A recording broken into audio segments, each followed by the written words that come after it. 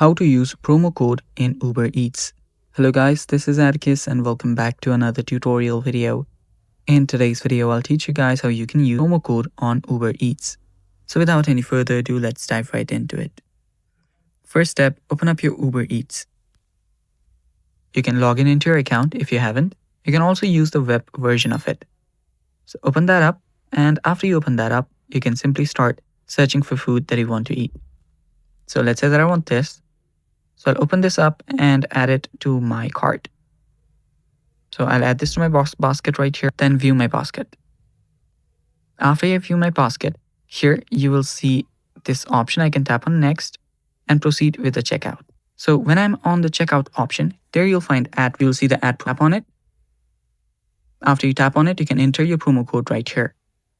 After you enter the promo code, you can tap on add promo code and your discount will be deducted from here. Your discount will be added and you can then tap on next and proceed with the checkout. And it's that simple. Thanks for watching. Stay tuned for more. And if you haven't yet subscribed to our channel, head down below and hit that red subscribe button so you don't miss out on our future videos. Thanks for watching. Bye-bye.